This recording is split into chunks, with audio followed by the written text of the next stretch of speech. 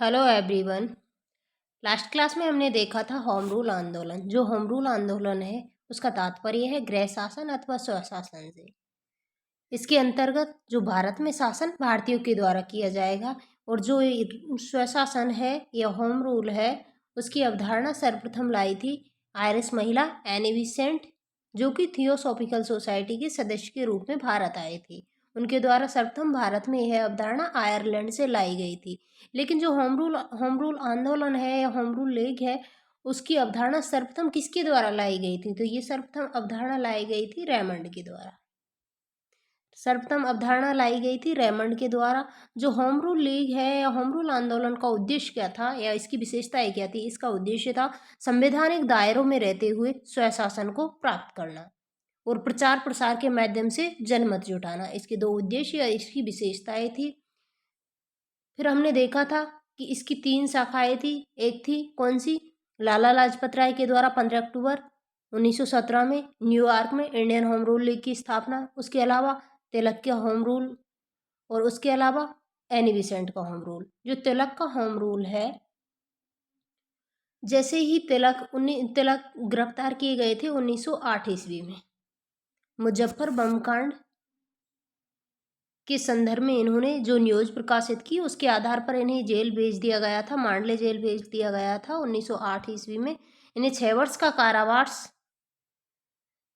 का कारावास पूर्ण करने के बाद जून 1914 में इन्हें जेल से रिहा किया जाता है। जून 1914 में तिलक को रिहा किया जाता है। जैसे ही तिलक बाहर आते हैं,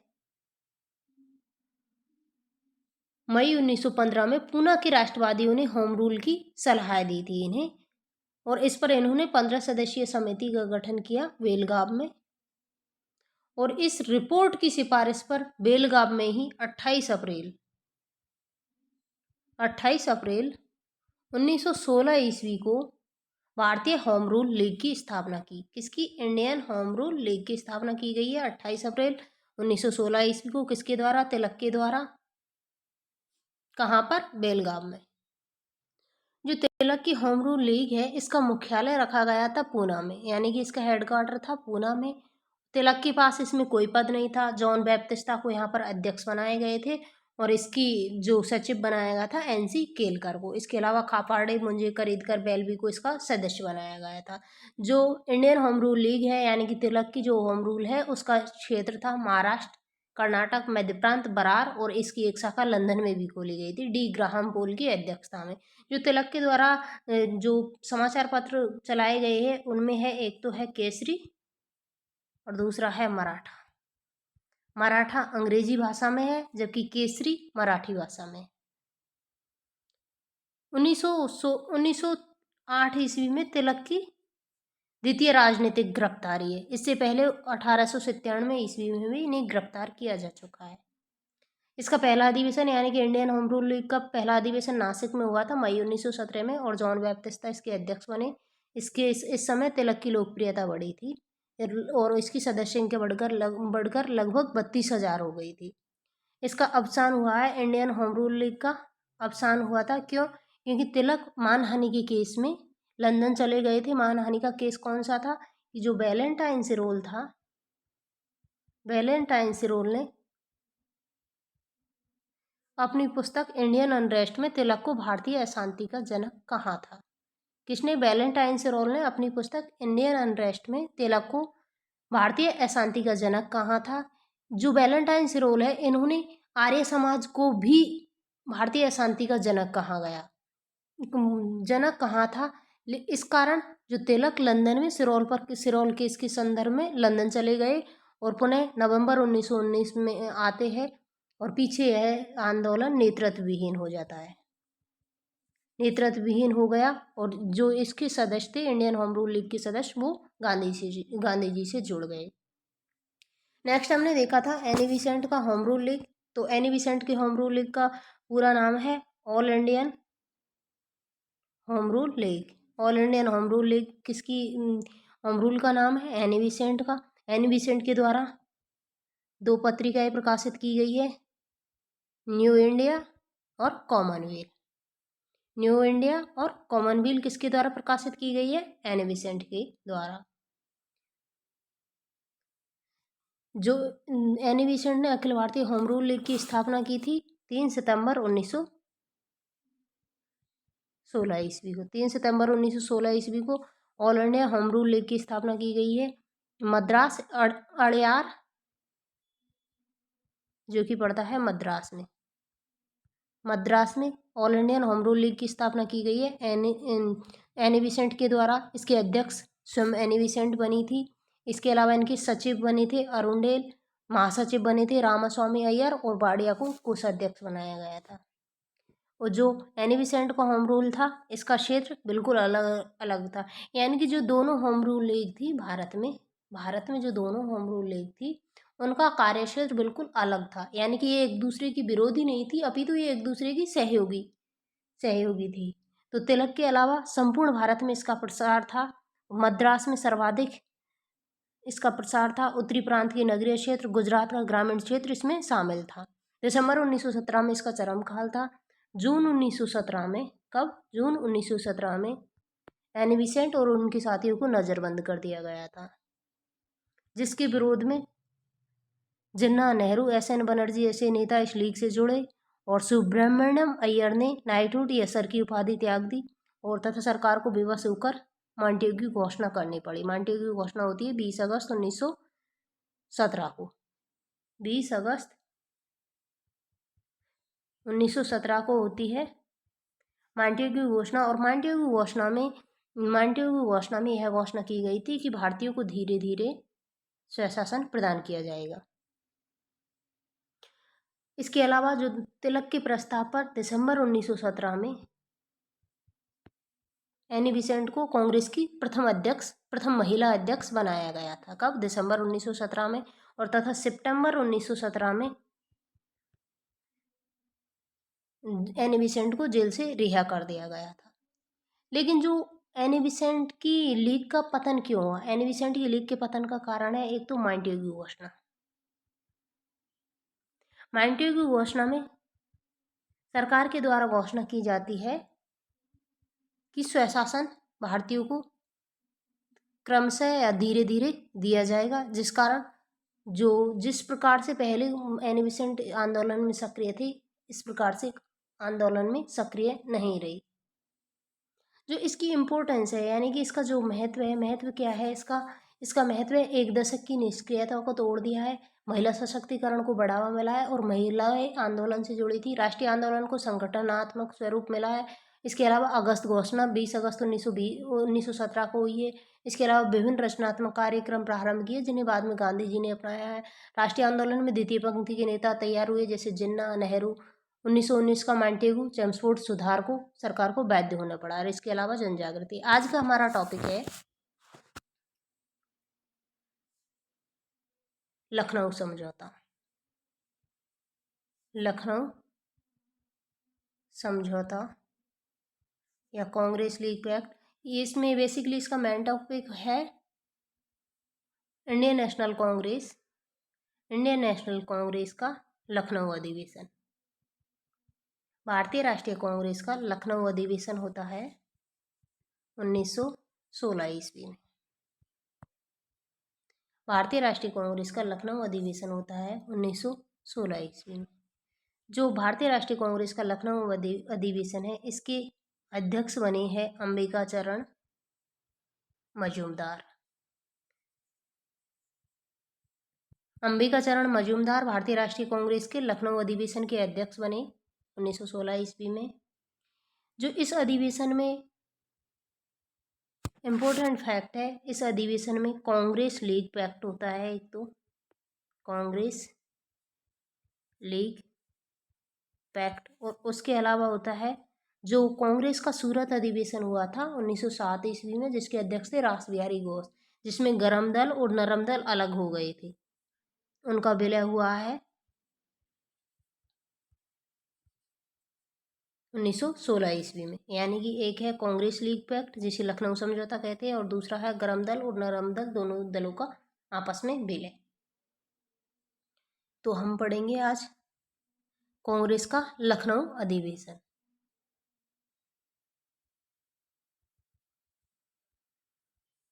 तो पहले देखते हैं कि कांग्रेस में सर्वप्रथम कांग्रेस में नरम दल और गरम दल का विलय कैसे हुआ। नरम दल, गरम दल के नेता भी बोलते हैं, इन्हें उग्रपंथी भी बोलते हैं, इन्हें एक्सट्रीमिस्ट भी बोलते हैं, इन्हें अतिवादी भी बोलते हैं, कि नहीं, गरमपंथियों को।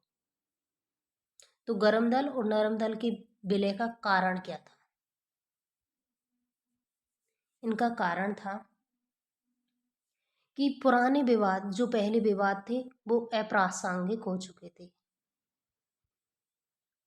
पुराने विवाद अप्रासंगिक हो चुके थे और अर्थहीन हो, यानी कि पुराने जो विवाद थे कांग्रेस के गरम दल और नरम दल के बीच जो विवाद थे वो अर्थहीन हो गए थे। इसके अलावा उदारवादियों और उग्रवादियों दोनों ने यह महसूस किया कि विभाजन से राष्ट्रीय आंदोलन की प्रक्रिया अवरुद्ध हो रही है।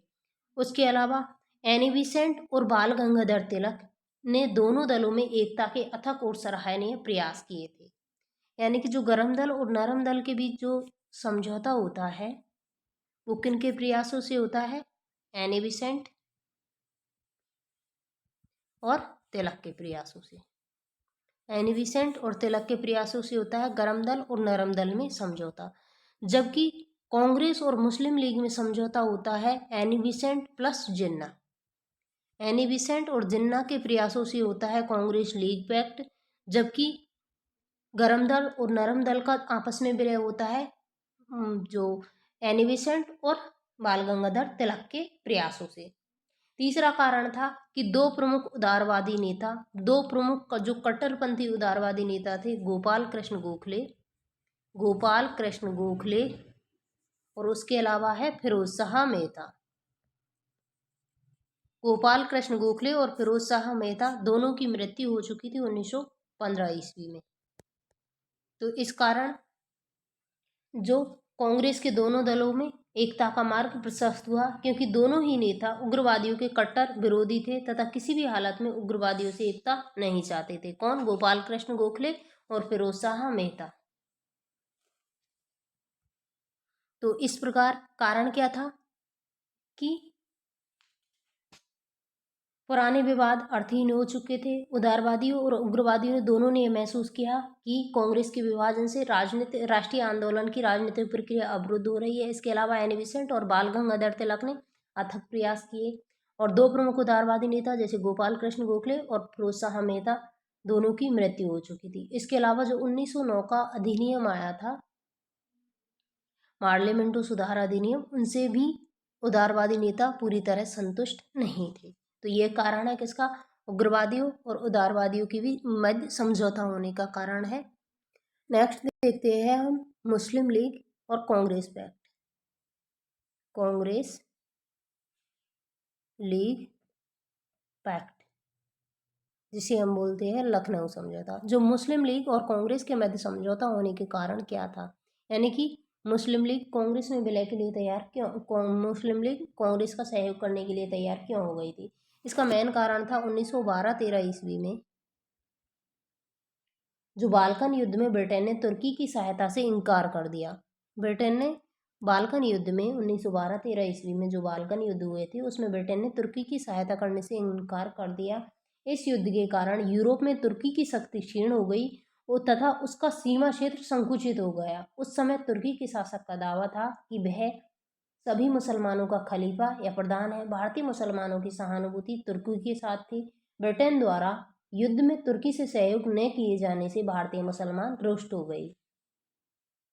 फलतः मुस्लिम लीग ने कांग्रेस से सहयोग करने का निश्चय किया जो ब्रिटेन के विरुद्ध स्वतंत्रता आंदोलन चला रही थी। तो एक कारण तो इसका ये हो जाएगा कि तुर्की की सहायता न करना, बाल्कन युद्ध में जो ब्रिटेन के द्वारा तुर्की की सहायता न करना। ये तुर्की का और भारतीय मुसलमानों का लिंक ये है कि जो संपूर्ण मुस्लिम जगत है वो अपना प्रधान मानता है, राजनीतिक और धार्मिक रूप से प्रधान मानता है खलीफा को, और खलीफा कहाँ का शासक है? तुर्की का। तो जो ब्रिटेन के द्वारा जैसे ही तुर्की की मदद नहीं की जाती है तो मुसलमानों का रुख कांग्रेस की ओर हो गया था, क्योंकि कांग्रेस जो ब्रिटेन के खिलाफ राष्ट्रवादी आंदोलन चला रही थी। एक कारण तो इसका ये हो जाएगा। दूसरा कारण है बंगाल विभाजन रद्द। बंगाल विभाजन रद्द। बंगाल विभाजन रद्द हो गया है, जैसे कि तृतीय दिल्ली दरबार में ब्रिटेन की सम्राट जॉर्ज पंचम के द्वारा घोषणा कर दी जाती है कि ब्रिटेन का जो बंगाल का विभाजन जो कि 1905 ईस्वी में लॉर्ड कर्जन के द्वारा किया गया था, उसको रद्द किया जाता है। तो जैसे ही बंगाल विभाजन रद्द किए जाने की सरकारी निर्णय ने उन मुसलमानों को घोर निराशा हुई, यानी कि बंगाल विभाजन को रद्द किए जाने के सरकारी निर्णय से उन मुसलमानों को घोर निराशा हुई, जिन्होंने 1905 ईस्वी में बंगाल विभाजन का जोरदार समर्थन किया था। दूसरा कारण हो जाएगा बंगाल विभाजन रद्द किया जाना। इसके अलावा ब्रिटिश सरकार द्वारा अलीगढ़ में विश्वविद्यालय की स्थापना की गई और उसे सरकारी दिए जाने से इनकार कर दिया, यानी कि अलीगढ़ मुस्लिम विश्वविद्यालय की स्थापना की गई थी, उसको सरकारी सहायता देने से इनकार कर दिया गया था सरकार के द्वारा, जिससे शिक्षित मुसलमान रुष्ट हो गए। तीसरा कारण ये होगा। उसके अलावा जो मुस्लिम लीग के युवा समर्थक धीरे धीरे सशक्त राष्ट्रवादी राजनीति की ओर उन्मुख हो रहे थे, उन्होंने अलीगढ़ स्कूल के सिद्धांतों को उभारने का प्रयास किया। 1912 में लीग का अधिवेशन कोलकाता में हुआ। इस अधिवेशन में मुस्लिम लीग ने निश्चय किया था कि वह भारत के अनुकूल स्वशासन की स्थापना में किसी अन्य समूह या दल का सहयोग कर सकता है, बशर्ते कि वह भारतीय मुसलमानों के हितों पर कुठाराघात न करे तथा उनके हित सुरक्षित बने रहे। इस प्रकार कांग्रेस तथा मुस्लिम लीग दोनों ने स्वशासन की अवधारणा समान हो गई तथा इससे उन्हें पास आने में सहायता मिली। यानी कि इसका एक कारण ये हो जाएगा कि जो मुस्लिम युवा थे उन्होंने भी स्वशासन का समर्थन किया। मुस्लिम युवा ने स्वशासन का समर्थन किया था, बशर्ते कि जो भारतीय मुसलमान हैं उनकी हितों के साथ कोई समझौता न किया जाए।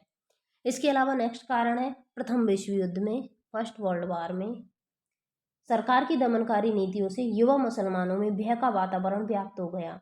मौलाना अबुल कलाम आज़ाद के पत्र अल हिलाल तथा मोहम्मद अली जिन्ना के पत्र कॉमरेड, यानी कि कॉमरेड किसका है? कॉमरेड पत्र है मोहम्मद अली जिन्ना का, जबकि अल हिलाल किसका है? अल हिलाल पत्र है मौलाना अबुल कलाम आज़ाद का। कॉमरेड को सरकारी दमन का निशाना बनना पड़ा। वहीं दूसरी ओर अली बंधुओं मौलाना आज़ाद और हजरत मोहानी को नज़रबंद कर दिया गया। सरकार की इन नीतियों से युवा मुसलमानों, विशेषकर लीग के युवा सदस्यों में साम्राज्यवाद विरोधी भावनाएं जागृत हो गई और वे उपनिवेशी शासन का समूल नष्ट करने हेतु अवसर की तलाश करने लगे। तो ये कारण है कांग्रेस और मुस्लिम लीग के मध्य समझौते होने के कारण कौन कौन से है? एक है 1912-13 का बाल्कन युद्ध में ब्रिटेन के द्वारा तुर्की की सहायता न किया जाना। उसके अलावा बंगाल विभाजन रद्द किया जाना, अलीगढ़ विश्वविद्यालय को जो सरकारी सहायता दिए जाने से इनकार करना और मुस्लिम लीग के जो युवाओं के द्वारा स्वशासन की मांग, और उसके अलावा प्रथम विश्व युद्ध के दौरान सरकार की मुसलमानों के प्रति दमनकारी नीति। अब हम देखते हैं लखनऊ समझौते या कांग्रेस मुस्लिम लीग पैक्ट के दौरान कौन कौन से समझौते, कौन से प्रावधान किए गए। कांग्रेस और लीग के मध्य जो समझौता हुआ उसमें कौन कौन से प्रावधान किए गए। भारतीय राष्ट्रीय कांग्रेस और मुस्लिम लीग में एकीकरण को संभव बना दिया। उपयुक्त मतलब जो अभी कारण है उनके कारण दोनों के मध्य एकीकरण संभव हो गया। कांग्रेस और लीग के इस समझौते को लखनऊ समझौते के नाम से जाना जाता है। यह समझौता हुआ है लखनऊ में, इस कारण इसे लखनऊ समझौते के नाम से जाना जाता है। कांग्रेस द्वारा इसके जो मुख्य प्रावधान कौन कौन से है, कांग्रेस द्वारा उत्तरदायी शासन की मांग को स्वीकार कर लिया गया, यानी कि जो लीग के द्वारा मांग की जा रही थी उत्तरदायी शासन की, लीग के द्वारा उत्तरदायी जो शासन की मांग की जा रही थी उसको कांग्रेस द्वारा समर्थन देना। कांग्रेस द्वारा उत्तरदायी शासन की मांग को लीग ने स्वीकार कर लिया। कांग्रेस द्वारा उत्तरदायी शासन की मांग को लीग ने स्वीकार कर लिया, यानी कि कांग्रेस के द्वारा उत्तरदायी शासन की मांग की जा रही थी उसे लीग ने स्वीकार कर लिया। इसके अलावा जो पृथक निर्वाचन की मांग थी, पृथक निर्वाचन जो कि 1909 ईस्वी के पार्लियामेंट सुधार में लीग को दिया गया था, उसको कांग्रेस ने स्वीकार कर लिया। यानी कि कांग्रेस की उत्तरदायी शासन की मांग को लीग ने स्वीकार कर लिया, जबकि लीग की पृथक निर्वाचन व्यवस्था की मांग को कांग्रेस ने स्वीकार कर लिया। मुसलमानों के लिए जो पृथक निर्वाचन की व्यवस्था थी उसे मुस्लिम कांग्रेस ने स्वीकार कर लिया। इसके अलावा प्रांतीय विधान व्यवस्थापिका सभाओं में निर्वाचित भारतीय सदस्यों की संख्या का एक निश्चित भाग मुसलमानों के लिए आरक्षित कर दिया गया था। इसके अलावा केंद्रीय व्यवस्थापिका में कुल निर्वाचित भारतीय सदस्यों का 1/9 कितना 1/9 भाग मुसलमानों के लिए आरक्षित किया गया तथा इनके निर्वाचन हेतु सांप्रदायिक चुनाव व्यवस्था स्वीकार कर ली गई थी। इसके अलावा यह निश्चित किया गया था कि किसी भी सभा में कोई प्रस्ताव किसी संप्रदाय के हितों के विरुद्ध नहीं होना चाहिए और यदि 3/4 सदस्य 3/4 सदस्य यानी कि लगभग 75% सदस्य उस आधार पर उसका विरोध करे तो उसे पास नहीं किया जाएगा।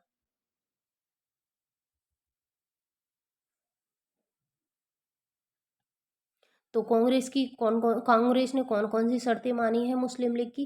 1909 के पार्लियामेंट सुधारों में मुसलमानों के लिए जो पृथक निर्वाचन की व्यवस्था की गई थी तथा सदन में 1/3 सीट का आरक्षण का प्रावधान किया गया था उसे कांग्रेस के द्वारा मान लिया गया था,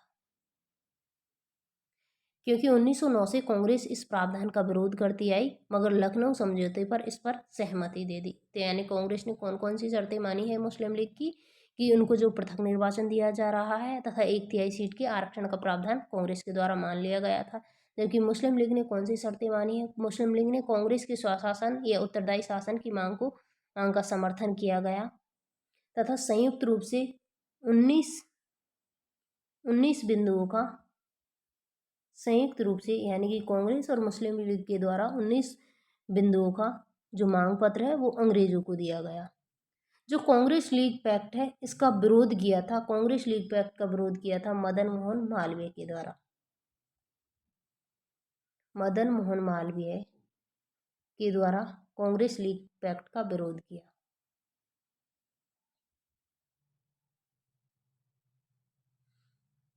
क्योंकि उनका मानना था कि हिंदुओं के हितों को मारकर मुसलमानों को फायदा दिया गया है। क्योंकि इस समझौते में, कौन से समझौते में, कांग्रेस लीग पैक्ट में हिंदुओं के हितों को मारकर मुसलमानों को फायदा दिया गया है। इसके अलावा ये इनका मानना था कि ये इसमें सांप्रदायिकता का बीज बोया गया है। तो कौन कौन से पैक्ट है, एक तो है जो कांग्रेस लीग पैक्ट, कांग्रेस लीग पैक्ट, इसमें मध्यस्थता की है किसने, जिन्ना और एनी बेसेंट। जबकि जो गरम दल और नरम दल के मध्य जो समझौता हुआ है उसमें मध्यस्थता की थी तिलक और एनी बेसेंट के द्वारा।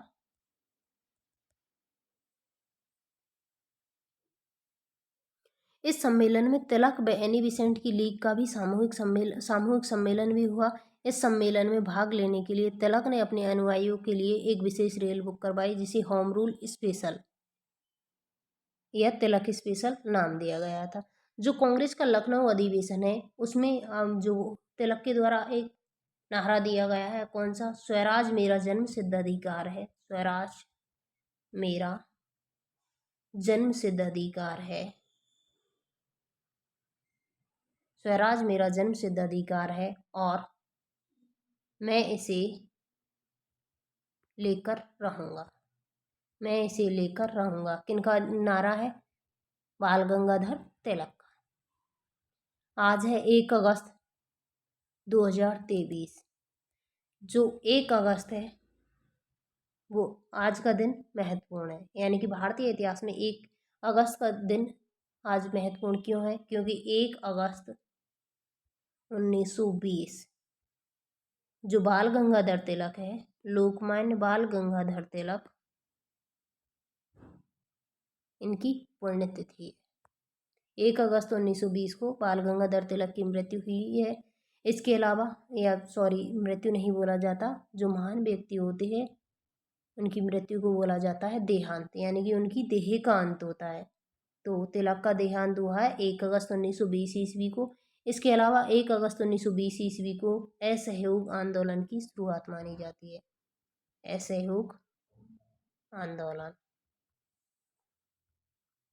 असहयोग आंदोलन की शुरुआत की जाती है किसके द्वारा, महात्मा गांधी के द्वारा 1 अगस्त 1920 को। तो आज हमने पढ़ा है कांग्रेस लीग एक्ट और गर्म दल और नरम दल के मध्य समझौता, यानी कि हमने पढ़ा है कांग्रेस का लखनऊ अधिवेशन। कांग्रेस का लखनऊ अधिवेशन हुआ है 1916 ईस्वी में। अध्यक्ष थे अंबिका चरण मजूमदार। जो कांग्रेस के अधिवेशन है उनमें से मतलब मोस्ट इम्पोर्टेंट अधिवेशन है जो कि 1916 में हुआ है। इसके अलावा कांग्रेस के इम्पोर्टेंट अधिवेशन यदि पूछा जाए तो एक तो है कांग्रेस की सूरत फूट से संबंधित है, यानी कि कांग्रेस का सूरत अधिवेशन 1907 ईस्वी। दूसरा है कांग्रेस का लखनऊ अधिवेशन, इम्पोर्टेंट अधिवेशन है कांग्रेस का लखनऊ अधिवेशन 1916 ईस्वी। उसके अलावा नेक्स्ट इम्पोर्टेंट अधिवेशन है 1929 का अधिवेशन, जो कि जवाहरलाल नेहरू की अध्यक्षता में हुआ है, कांग्रेस का लाहौर अधिवेशन, जिसमें पूर्ण स्वराज की मांग की गई है। इसके अलावा कांग्रेस का कराची अधिवेशन 1931 ईस्वी में, जो कि किसकी अध्यक्षता में हुआ है, सरदार वल्लभ भाई पटेल की अध्यक्षता में, वो भी इम्पोर्टेंट अधिवेशन है। इसके अलावा 1938-39 में जो कांग्रेस का हरिपुरा और त्रिपुरी अधिवेशन है, जो कि सुभाष चंद्र बोस की अध्यक्षता में होता है, वो भी एक इम्पोर्टेंट अधिवेशन है। क्योंकि कांग्रेस की जब स्थापना हुई है, जो प्रथम अधिवेशन है वो तो इम्पोर्टेंट है ही, फर्स्ट सेकंड थर्ड फोर्थ वो तो अपन को याद रखना ही है, लेकिन उसके अलावा जो मोस्ट इम्पोर्टेंट है, उसके अलावा जो 1896 का अधिवेशन है जिसमें कि प्रथम बार राष्ट्रगीत गाया गया है, वो भी इम्पोर्टेंट अधिवेशन है। उससे संबंधित यही क्वेश्चन बनता है कि सर्वप्रथम राष्ट्रगीत कब गाया गया, तो 1896 के अधिवेशन में। जबकि 1911 के अधिवेशन में एक इम्पोर्टेंट विशेषता और है, कौन सी, कि प्रथम बार राष्ट्रगान कब गाया गया था, तो 1911 ईस्वी में। धन्यवाद।